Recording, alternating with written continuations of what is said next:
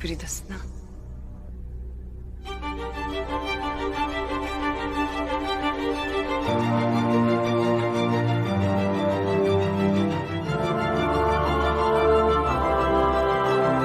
감사합니다. 더시저입니다. 어제 장은 3대 지수 모두 상승으로 마무리, 반도체도 큰 폭의 상승으로 되돌림을 해주었습니다. 어제 영상에서 말씀드렸다시피 거래량이 실리면서 반등을 줄 때는 찐 상승으로 갈 수 있는 가능성이 있다. 눌림목을 제대로 한번 주지도 않고 계속적으로 올린다는 것은 어제의 장을 한정으로 봤을 때 찐반이 맞다 라고 판단할 수가 있겠습니다. 공포지수는 14, 최근 5를 보여주고 올라가는 상황, 풋앤콜 옵션은 0.80, 어쩌면은 이때와 조금 비슷할 수도 있다. 이때도 0.83을 보여주고 좀 내렸었죠. 지금도 0.82를 보여주고 내려오는 상황. 나스닥 지수입니다. 하락 채널을 좀 수정을 했는데 일단 지금까지는 중앙 이평선이 내려오고 있고 하락의 채널 안에 있긴 있습니다. 그러나 맞고 떨어지고 지지받고 맞고 떨어지고 지지받고 맞은 상태. 현재는 하락 채널 안에 있고 하락 채널의 상단을 맞은 상태. 여기를 이제 돌파를 하면은 뭔가 유의미한 중앙 21선을 돌리는 흐름으로 갈 수 있는 가능성이 있는 것이죠. 현재는 저항선 4시간 봉을 봤을 시 좀 더 명확하게 보입니다. 맞고 떨어지고 맞고 떨어지고 다시 한번 맞고 떨어지고 이제 맞은 상태 중앙 21선을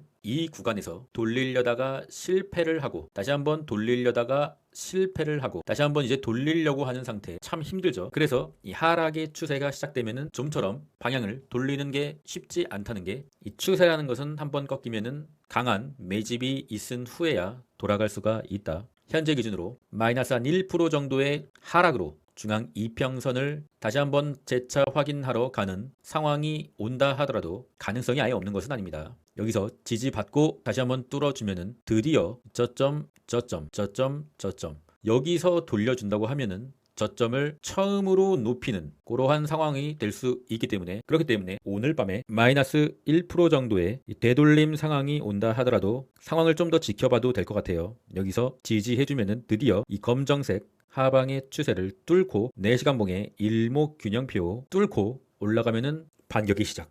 역 헤드 앤 숄더 걸리면은 반격의 시작. 전 지금 요걸 보고 있습니다. 하지만 이 상황에서 맞고 또 떨어지면은 뭐 사요나라지. 다시 저점을 갱신하겠다는 것이니까. 그러니까 오늘 밤에 되돌림이 나와도 중앙 이평선 지지받고 뚫어주면은 이 지점이 4시간 봉의 이 지점이 찐반의 시작일 수 있다. 그 상황이 올 수 있는 경우의 수는 바로 엔비디아입니다. 엔비디아가 다시 추세 안으로 들어와 줘야 돼요. 현재는 추세를 벗어나 있는 상태고 엔비디아가 만약에 한 190달러 요 정도를 돌파해 주면서 추세 안으로 들어와 주면은 나스닥의 찐반이 가능하다. 현재는 그 역할을 구글이 하고 있는데 구글의 페이스메이커 역할은 거의 끝나간다고 보고 있어요. 물론 구글이 지금 막 제미나이 호재가 연달아 터지면서 온갖 호재밖에 없는 상황인데 그래서 주가가 고공행진이긴 한데 구글의 악재는 뭐냐면 호재밖에 없다는 거예요. 그게 구글의 악재입니다. 호재밖에 없는 상황에서 주가가 미친 듯이 올랐다. 그게 현재 구글의 악재입니다. 뭔 개소리냐 하실 수도 있는데 호재가 다 떨어졌다는 게 악재죠. 그리고 그 호재가 주가에 반영돼 있다는 거. 그리고 가장 큰 악재는 무엇이냐? 볼린저 밴드 둥둥. 일봉의 볼린저 밴드 둥둥이고 주봉도 이제 볼린저 밴드 거의 둥둥.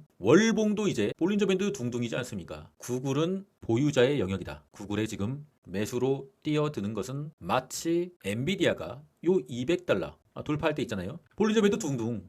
요때 엔비디아를 사는 것과 같은 바보 같은 행동을 하는 것이다. 구글은 뭐 보유자분들은 당연히 축하드리지만 현재 구글을 사기에는 너도 나도 모두가 알다시피 너무 늦었다. 엔비디아를 차라리 사는 게 좀 더 현명한 선택이지 않을까. 반도체는 다시 한번 아픔을 딛고 5일선 위로 올라와주고 일목균형표 회복. 상황이 나쁘지 않은 것 같습니다. 브로드컴의 선전으로 반도체도 올라간 모습이고요. 속슬 같은 경우는 조금씩 회복 중이네요. 저항선은 37달러 정도. 여기가 이제 메인 상승 채널의 저항선, 메인 상승 채널을 이탈하고 반등이 오면은 다시 메인 상승 채널의 하단이 저항선, TQ는 내려오고 있는 이평선의 캔들이 닿으면 거기가 저항입니다. 테슬라는 그래도 이 메인 상승 채널을 이탈을 하진 않는군요. 메인 상승 채널을 이탈하면은 진짜 뭐 사요나라인데 이탈하지 않고 그래도 아직은 시장이 테슬라를 버리진 않았다. 그리고 이제 저항은 한 430달러 정도. 요 채널을 돌파할 시 좀 더 탄력을 받을 수 있겠으나 일단 21선은 명백하게 내려오고 있기 때문에 내려오고 있는 이평선에 터치할 때 다시 한번 눌리고 갈 수가 있는 가능성이 있다. 그래야 이평선을 확실하게 돌려줄 수 있으니까. 그대로 그냥 올라가면은 이평선이 이렇게 끌려 올라가기에는 좀 힘에 붙일 거예요. 이평선에 터치를 하면은 눌리고 다시 한번 힘을 모아서 갈 수 있는 경우의 수가 있다. 테슬라 아직 가지고 있습니다, 여러분. 지금 포기하기에는 너무 아까워서 갖고 있어요. 러셀 지수를 보면은 이평선을 터치했습니다. 그러면은 이평선을 이렇게 돌려야지 다시 한번 이제 찐반이다라고 볼 수가 있는데 이평선이 한번 꺾였을 때 어떻게 되느냐? 이평선을 터치하고 반등에 실패하면은 다시 한번 실망 매물, 포기하는 매물들이 출회되면서 무너지게 된다. 이때는 4월 관세 빔이었으니까 다 무너졌었고요. 이런 경우를 보면은 이평선을 이탈한 후에 터치한 다음에 다시 한번 힘을 모아야 되는 구간, 이런 구간이죠. 힘을 모아야 되는 구간에 들어섰다. 조금 지지부진할 수가 있는 것이죠. 그리고 이평선을 뚫어주면 비로소 이평선이 상방으로 향하게 된다. 러셀 지수를 보고 여러분들이 좋아하시는 중소형주를 매매하셔야 되는 것이죠. 어쩌면은 다행이라고도 볼 수 있는 역설적으로 보는 상황인데 마이크로소프트가 현재 많이 조정받았고 아마존도 많이 조정을 받았고 아마존은 극적으로 장기 지지선을 지지받았네요. 그리고 이제 메타도 많이 조정을 받았고 마소, 아마존, 메타가 힘을 좀 써주면은 이 나스닥 지수도 이 저항을 돌파할 수 있지 않을까 하는 생각이 들어요. 약간의 좀 더 힘을 모으고 돌파를 해주는 게 좀 더 안정적으로 돌파를 해줄 수 있다고 볼 수가 있을 것 같습니다. 메타를 한번 보면은 절체절명의 순간이었죠. 580달러를 종가 마감으로 이탈하면은 이 선이 초장기 지지선이거든요. 여기가 무너지면은 메타는 그냥 끝나는 거였어요. 하락장으로 간다는 거거든요. 그 절체절명의 순간에서 반등의 성공. 그러니까 매수는 항상 절체절명의 순간에서 하는 게 좋긴 좋아요. 왜냐면 그때 매수를 해서 이탈을 하면은 영원히 빠이빠이 하면 되니까. 메타는 5일선을 회복해 주면서 반등에 성공했다. 내려오고 있는 이평선. 이게 굉장히 센 저항이 될 겁니다. 조금 더 내려와서 이렇게 터치를 할 수 있는 것이고 바로 이렇게 캔들이 올라서 터치할 수도 있는 것인데 하여튼 얘가 지금 굉장히 센 저항으로 벽처럼 내려오고 있는 상황. 그러니까 메타에 믿음이 없으신 분들은 메타가 만약에 21선 중앙 이평선에 터치를 하게 될 경우에 물량을 줄이는 게 맞고 진짜 초장투로 간다, 장기로 간다 하시는 분들은 저항을 막고 내려올 때 오히려 추매를 하시는 게 낫지 않겠느냐. 개인적으로는 약간의 사파를 하는 게 어떻게 될지 모르니까 좀 더 이성적인 투자가 맞지 않겠느냐 하고 있어요. 왜냐면은 만약에 저항을 받고 내려오면은 여기서 매도한 물량을 다시 여기서 사면 되니까. 그리고 뚫어버린다고 하면은 약간의 매도한 물량이 아닌 나머지 물량을 그냥 홀딩하면 되니까. 그런 전략으로 가는 게 낫지 않겠느냐. 팔란티어는 약간의 반등의 성공, 후드도 약간의 반등의 성공. 팔란티어랑 후드랑 좀 비슷하게 가는 것 같아요. 중소형주의 2대장이죠.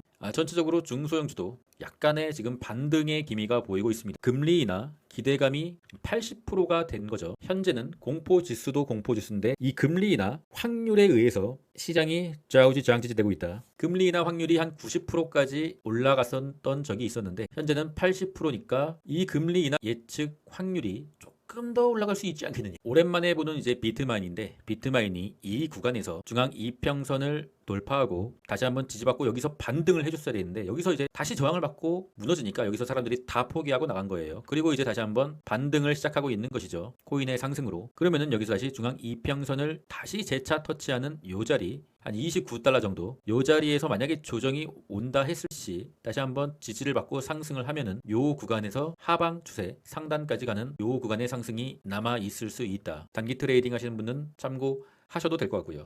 테더의 도미넌스입니다.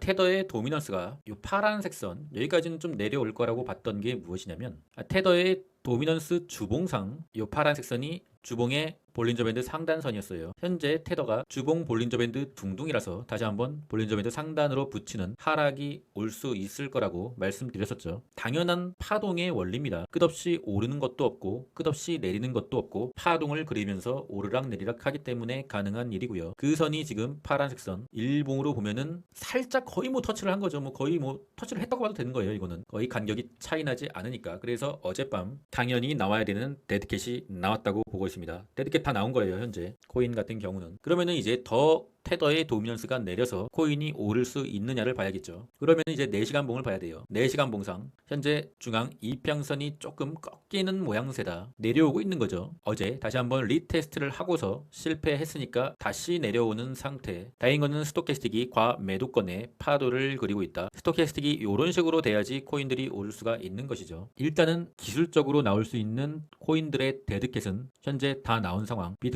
비트코인은 90K, 요 라인이 뭐냐? 선을 그어놓은 이유가 무엇이냐? 반대로 비트코인은 주봉에 볼린저 밴드 하단 둥둥, 요 90K 라인, 요 부근이 주봉의 볼린저 밴드 하단 선이다. 그래서 일봉에 제가 선을 그어놓은 거예요. 그어놨죠. 요 부분까지는 만약에 간다고 하면 이런 단타 물량, 핫다를 한 단타 물량들의 수익 실현이 나오는 자리다. 90K가 저항입니다. 그러니까 만약에 90K까지 간다라고 하면은 돌파하고 지지 받는 거 보고 여기서 사야 됩니다. 그래야 올라갈 수가 있다. 물론 그것도 90K까지 가야 뭐 사든 말든 하는 거고요. 게더리움은 이 3080, 제가 말씀드린 3080을 이탈하고 나서 다시 한번 급락, 그리고 데드캣이 나오는 상황, 주봉상 볼린저 밴드 하단을 나갔다가 다시 들어온 모습. 그러니까 주봉상 볼린저 밴드 하단 둥둥이 뜨면은 일단 들어오긴 해요. 근데 이것이 찐반이라고 말할 수가 없는 이유는 그냥 나갔으니까 데드캣이 나온 거지. 이게 찐반은 아니에요. 기술적인 반등이다. 찐반은 추세를 돌려야 찐반이죠. 일봉으로 봤을 시 이평선이 계속 내려오고 있잖아요. 최소한 이평선이 약간 돌려주는 상황이라던가 하방의 채널을 옆으로 이렇게 기어서 이탈해서 상승을 하던가 뭐 이런 게 찐반이지. 뭐 여기서 뭐 찔끔 올랐다고 찐반이겠습니까? 4시간 봉을 봤을 시 게더리움은 최소한 옆으로 개겨서 일목균형표를 돌파해주던가. 지금 현재 4시간 봉이 돌아가고 있는 상황이잖아요. 여기도 4시간 봉이 돌아가고 있는 상황이라 약간의 좋은 상황이긴 해요. 그런데 뭔가 유의미한 추가적인 바리게이트를 돌파하려고 한다고 하면 그것이 이제 일목균형표가 되겠죠. 일목균형표의 구름대를 옆으로라도 이렇게 이탈하면서 이렇게 가야지 추세 상단을 맞는 상황까지 가지 않겠느냐. 추세 상단을 맞는 상황까지 가지 않겠느냐. 3080을 깨 부셔야 하방 추세를 돌파한다. 어떤 사람들은 그러더라고요. 코인 시장의 4년 주기 사이클이 끝났다. 그리고 새로운 시즌이 시작했다. 근데 이렇게 쉽게 간다고? 어떤 사람들은 이게 어렵게 가는 거라고 느껴질 수 있지만 제가 봤을 때 여기서 다시 게더리움이 상승 턴을 한다고 하면 되게 쉽게 가는 거거든요. 그렇게 쉽지 않았거든요, 옛날엔. 이렇게 뭐 개 같은 하락을 한번 보여주고 상승 턴을 했었거든요. 초장기 지지선. 원래 시즌이 끝나면은 초장기 지지선까지 내려와요. 시즌이 끝나면은 초장기 지지선까지 내려온다. 시즌이 끝나면은 초장기 지지선까지 내려온다. 여기까지 안 내려왔다는 것은 시즌이 끝나고 아직 바닥이 나오지 않았다는 것이고, 반대로 얘기하면은 시즌이 안 끝났을 수도 있다. 뭐 이런 상황까지 오는데, 어쨌든 간에 현재는 하방의 채널 안에 있고 그냥 하루 올랐을 뿐이다. 그 정도입니다. 너무 많은 희망 회로를 펼치기에는 설레발일 수도 있다.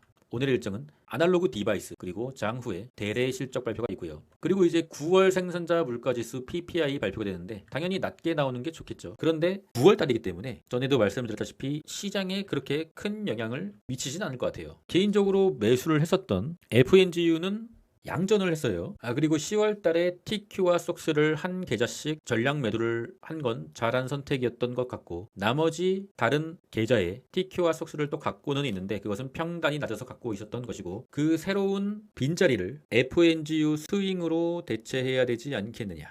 여전히 힘든 장이고요. 현재 나스닥은 저항선이고 이 저항선을 뚫느냐 못 뚫느냐가 이제 12월에 나스닥의 생사를 결정할 것이다. 금리 인하를 할 것 같습니다. 그럼 전 끝까지 하겠습니다. 이상입니다.